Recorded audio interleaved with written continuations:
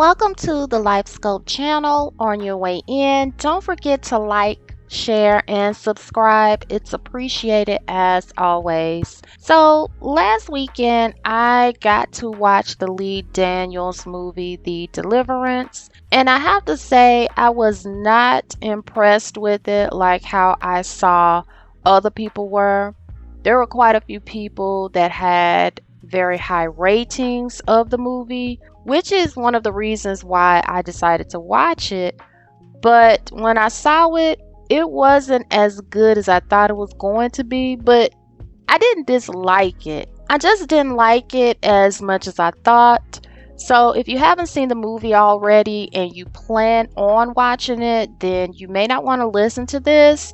However, I'm going to tell you, it's really not so much to spoil. And I'm not even going to go over the whole film. I'm just going to talk about scenes I liked, scenes I really didn't like, and scenes that I thought was pertinent to how the characters were, like what message was trying to be sent to me or the audience in terms of that particular scene. So let's get into it. Andra Day plays Ebony, and I'm unfamiliar with her as an actress. I don't recall anything that she has been in that I have seen, but she plays Ebony, and she is the mother of 3 children, Nate, Shantae, and the youngest being Andre. So the family moves to a home with Ebony's mother, played by Glenn Close, and that character's name is Alberta, and Alberta has cancer. So they move into this home, Pittsburgh, Philadelphia, 2011. That's when this story is supposed to take place. And I do have to say, the character of Alberta to me is a character that I have seen before. So it's not far-fetched. Some people may take that character and just make her like a trailer park, trashy type of character, or she could have been a character that just grew up around black people in the neighborhood. So this is who she is. Now, I'm going to come back a little later to some of the critiques people gave. This is after I saw the movie this week that really came up and brought up some different type of conversations. But overall, I think Glenn Close did a good job playing that type of character. But Glenn Close, she has played a lot of character actors, so there's nothing new about that, and she did a decent job with the character. So everybody's moved into this home that is possessed, and in the first few scenes, while Andra, or Ebony, was downstairs trying to get the wall together, trying to scrape off the paint, Andre was upstairs in the children's room painting the mural or just looking over it. And Alberta was at church, and her pastor just so happens to be Tasha Smith from Why Did I Get Married? So she only had a couple of scenes, not enough to make a difference in the story, but it was interesting to see Tasha play a pastor. So fast forwarding a little bit, this is going on all at the same time, and one of the scenes that stood out to me that was trying to show me that Ebony is an abusive type of character was at the dinner scene. Everybody's sitting down, they're eating dinner, and Alberta frowns her face up, and then she clears her throat, and Ebony's like, "Say what you gotta say, Alberta."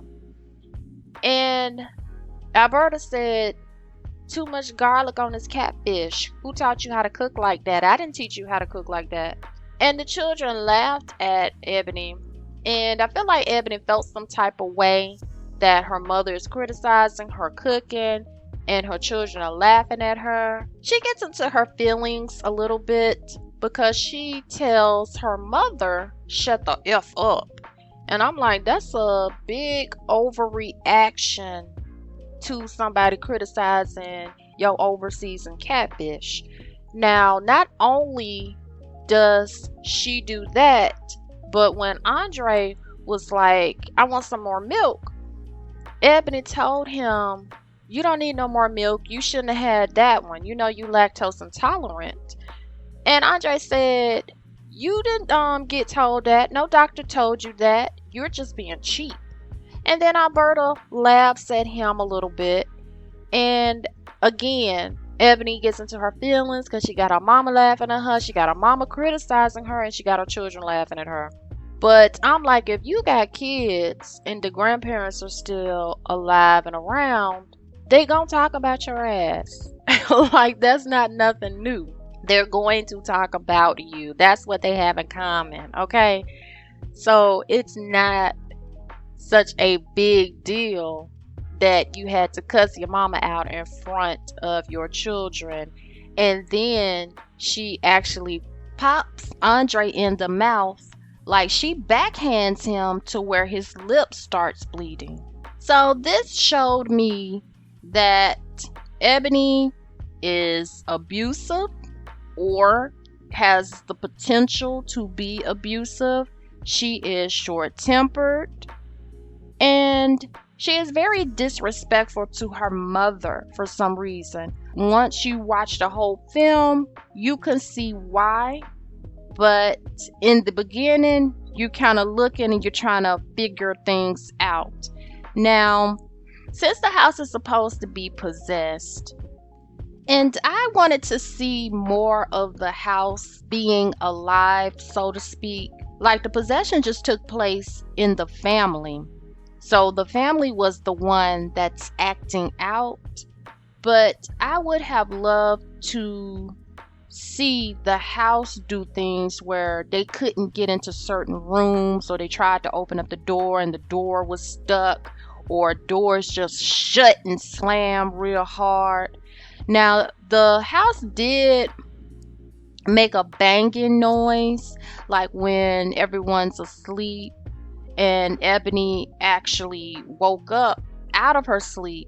You don't know if she was having a dream because you see a guy that's like walking down some stairs. So you don't know if Ebony is having a dream or if that is the house messing with her. So I would have loved to have seen more of the house be alive. I felt like the movie was focused on Ebony, her mother, her children, and them just trying to live and navigate. And it wasn't quick enough with the possession taking place, other than being through Andre. Like when he came downstairs in his underwear when everybody was asleep and he wanted to get some milk out of the refrigerator, he opens it up, he drinks out of the carton, and it's like he was sleepwalking or in a trance. And the camera had a close-up of his eyes. So his eyes looked like they were open, or actually his eyes were open, but it just looked like he was asleep, like he still wasn't fully alert yet. And he was spilling a lot of milk on the floor. So what made him become awake or alert is when a bird flew into the window, and that woke him up. And he went to the front door and then went outside to check it out, and he saw that there was a bird laying on the ground. So I'm like, okay, you're trying to set the scary scene. And then the flies that were crawling up on the door of the basement to get the audience attention that something is going on in the basement.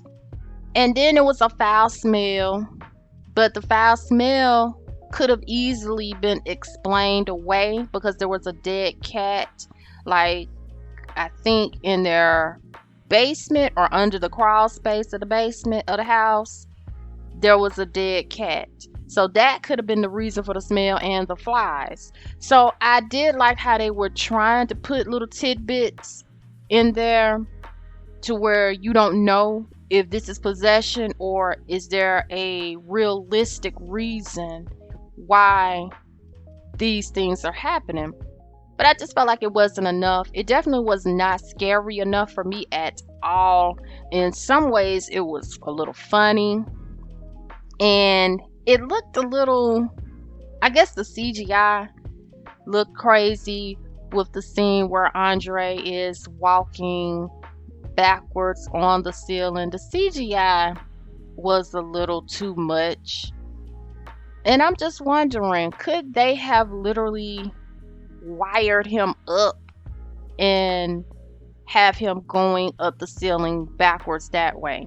Because it is possible. If y'all seen Breaking 2 Electric Boogaloo, it's possible to walk on the wall or walk on the ceiling.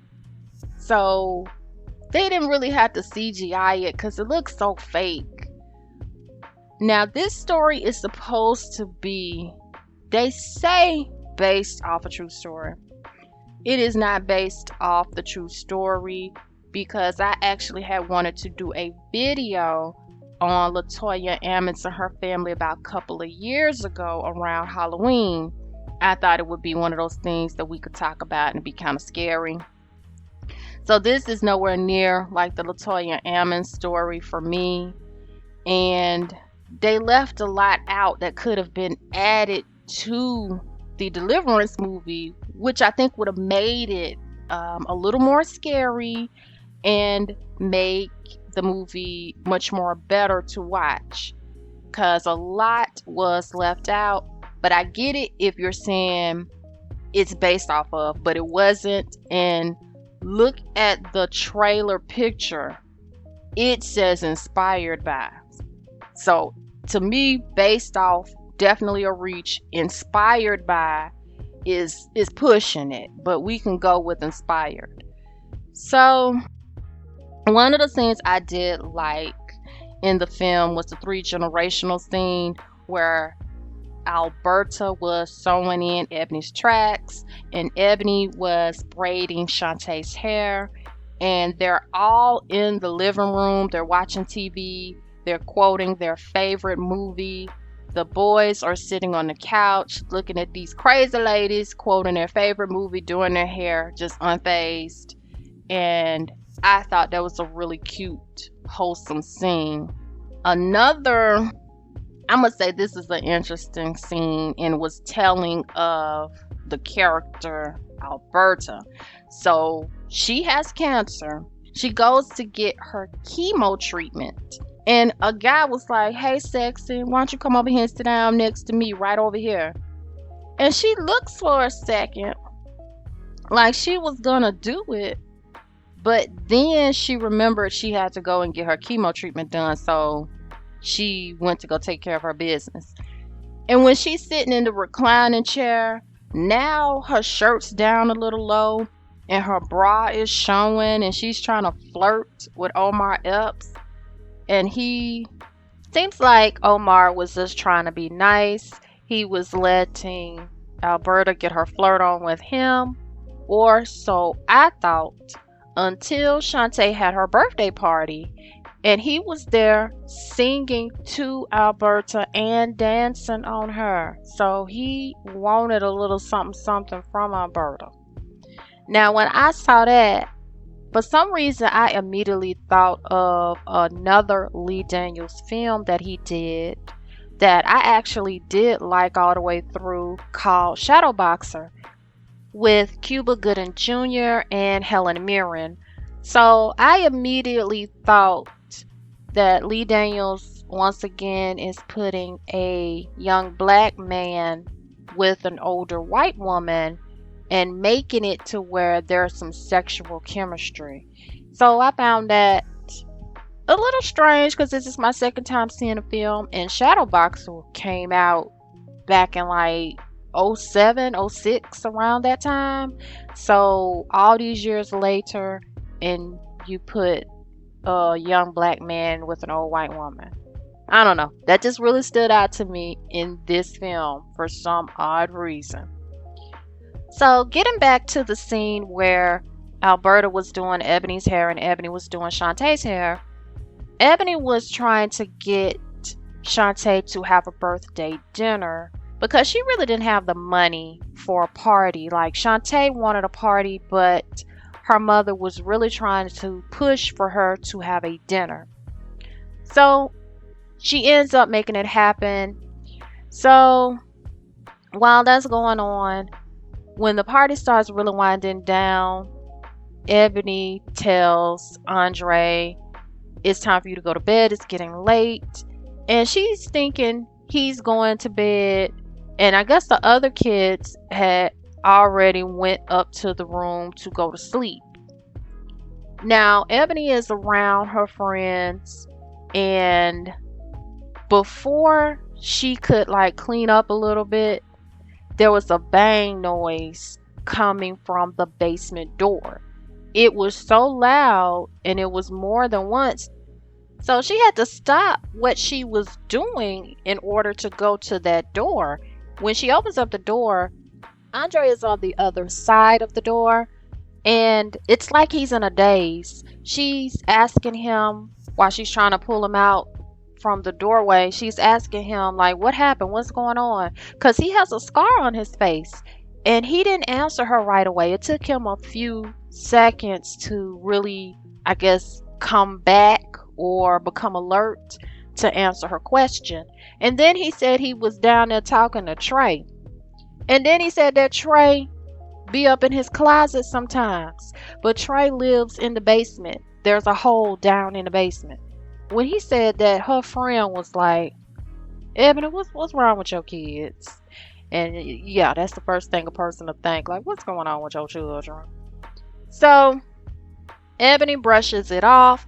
She takes Andre upstairs. She gives him some ice for his forehead because she is saying he's burning up like he got a fever. And before she leaves out of the children's bedroom, she does glance over at the closet.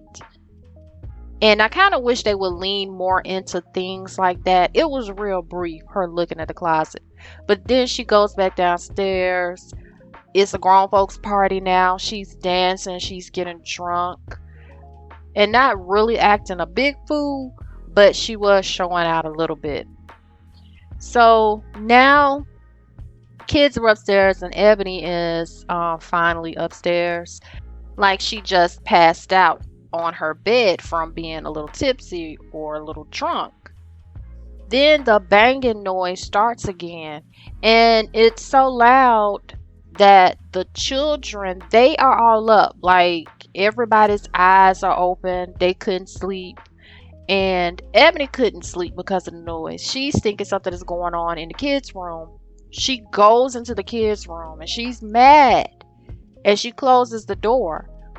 When there was a scream, Alberta was walking Omar to the front door. And she like, yeah, I'll see you later. She goes on upstairs, opens up the door.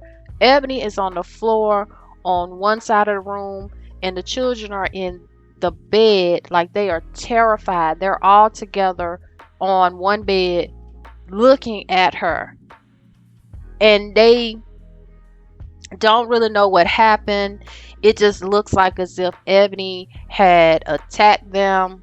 But that scene, we don't know what happened. We can only speculate either Ebony attacked them or the possession was a little strong and it did it.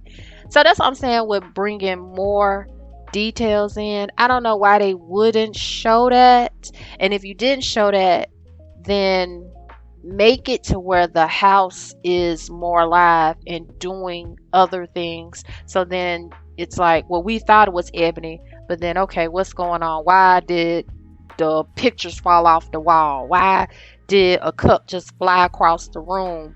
So I just wish it was more things like that, more scary like things to make me believe that the house is possessed.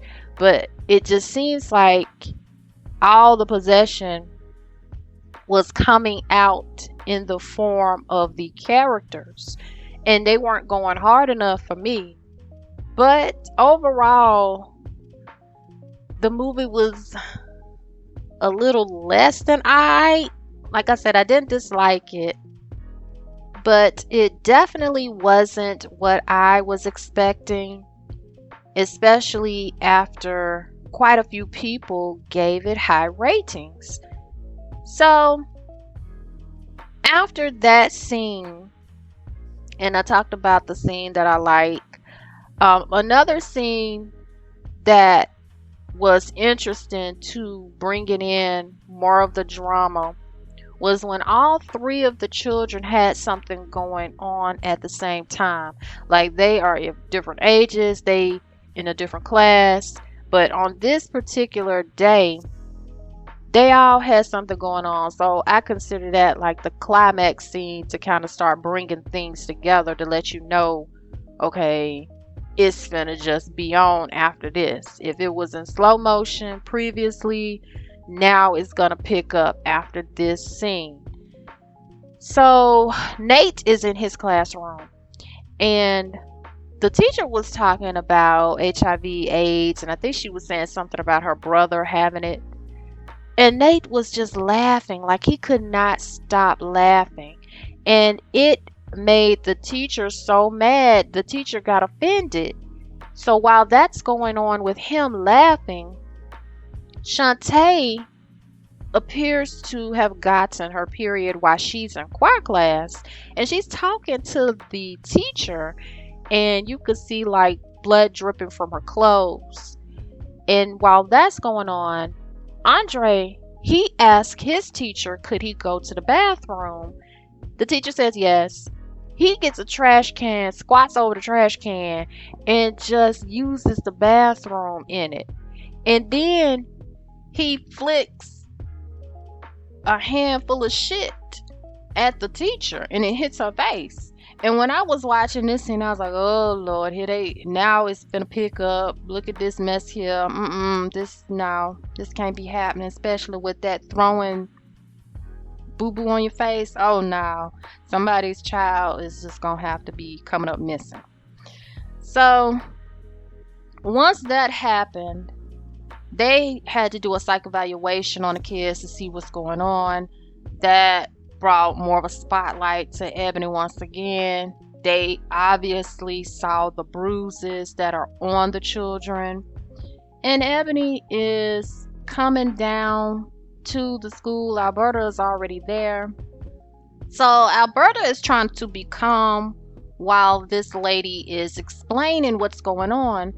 And Ebony is getting upset. She don't want to hear none of that. She wants to know what's going on with her children, and she's yelling at the woman, and it ends with the woman saying, well, let's talk about these bruises your kids got on their body. Where they got that from? So of course that makes Ebony want to get up, walk away, and leave out of the office. So when her and Alberta go to the parking lot, she has some very harsh words for Alberta. She tells her, I done knocked B's teeth out for less. And she also tells her, you down with N-words until it's time to really be down with N-words. And I felt like that conversation was unnecessary because it just made it seem like, well, what's really going on with y'all? Like, Ebony, we know you biracial. We know your mama white. We assume your daddy is black by the way you said that, using want to be down with N-words.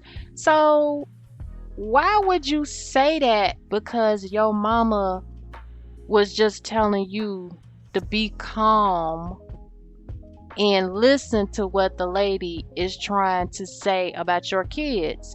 Keep in mind, your mama don't even really know if you are abusing the children. But she got your back because she ain't sitting up here like, yes, my daughter is hitting on my grandkids. So when you really think about it, she does have your back. So why are you sitting up here telling her you only want to be down with N-words, but don't want to be down with N-words when it's time. So, like I said, I felt like that was a conversation that did not need to be in a possession movie.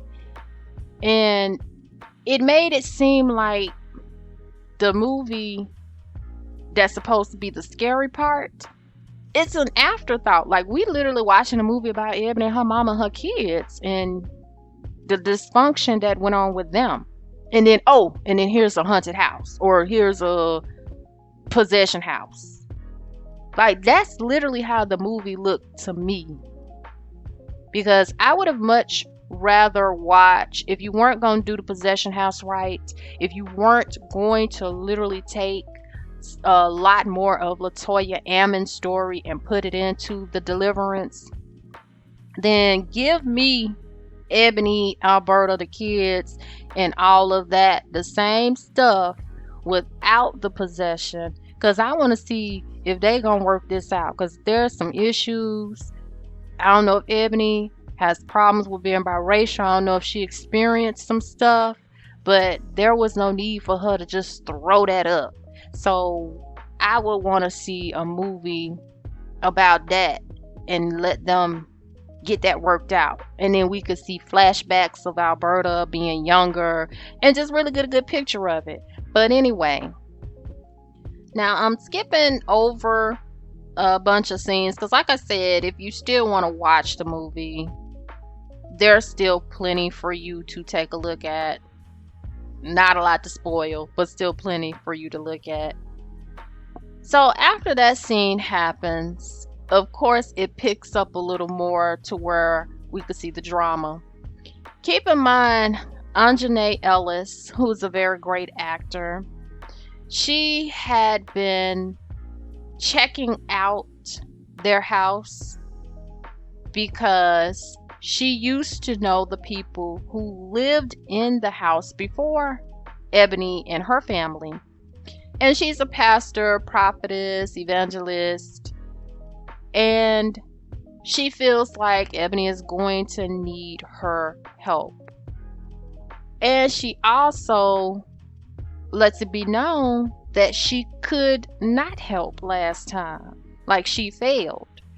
So I don't like how they introduced Anjanae Ellis. She literally was just sitting outside when Cynthia was leaving out of the house after she had her visit with the children, and she's looking at Anjanae Ellis. That's how close she is. It's like, if you were trying to be discreet, you doing a bad job. If you going to be looking like that, you might as well introduce yourself and let people know who you are, because why would it not be weird for somebody to sit outside of your house across the street and they just staring and looking at your house? You know, at some point somebody's going to be like, well, who are you? What do you want? You know, can I help you or something? So they introduced her in that way, and she was seen twice, and that's when Alberta had got like a baseball bat and went up to Anjanae Ellis's car. That's like the second time that Monique had came out to the house to check on the kids, I believe. And Alberta and Ebony, they thought Anjanae Ellis was another social worker, but she wasn't.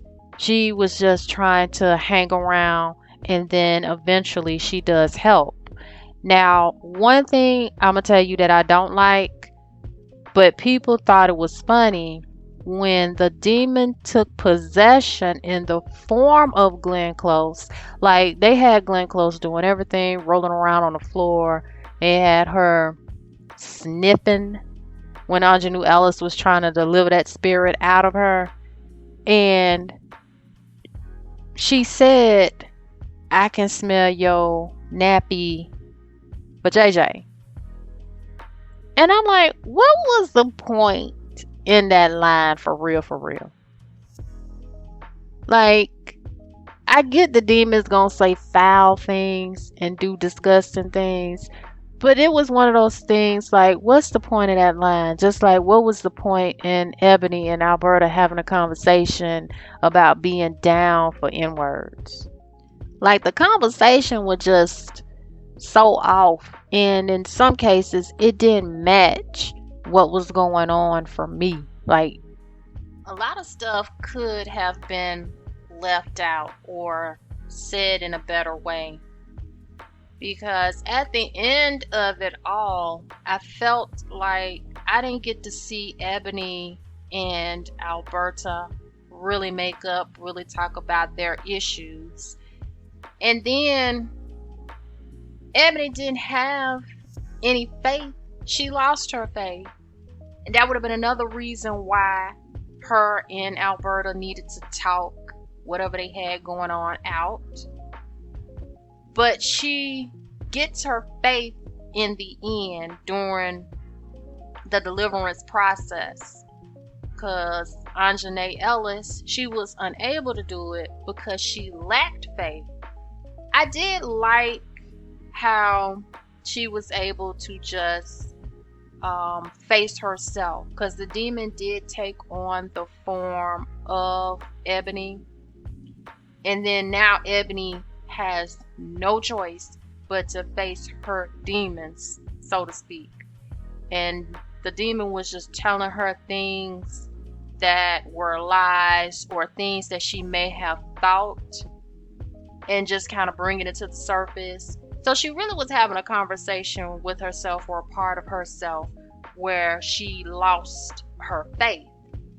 So the demon starts beating her up, which it was kind of funny for me. Before the demon turned into her lookalike, it was Andre.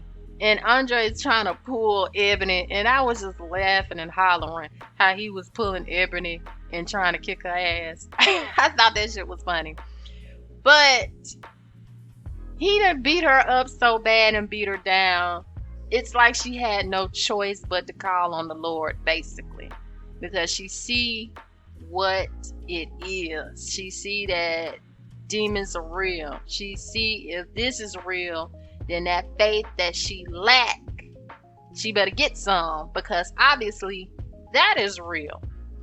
So when she do call on the Lord, when she has her incident, when she's beaten down and she can't take anymore, and she prays, and I think Alberta comes to her, and that's how she made amends. I believe Alberta with her mother, because Alberta knows what's going on, because she has joined in spirit form. So she's no longer physically here, but she knows what's going on, and then she encourages her. So the encouragement from her mother and the spirit of the Lord she hears within herself allows her to be strong.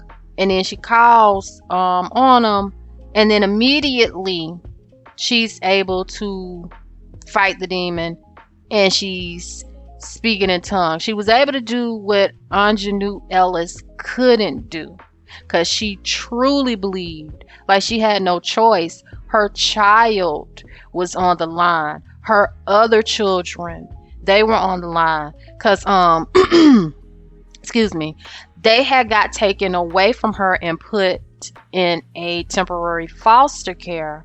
And I'm not going to really go over the scene that led to that, but they had got taken away from her.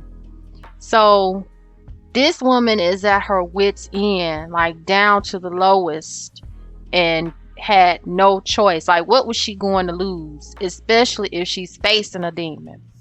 What was she going to lose? So she had to rebuke that demon. And who do they say when they say, I rebuke you in the name of who? Jesus. So that's what Ebony was doing. And she was able to speak in tongues.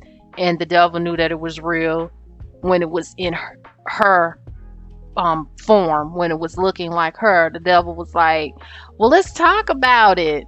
No, wait a minute now. You don't got to do this.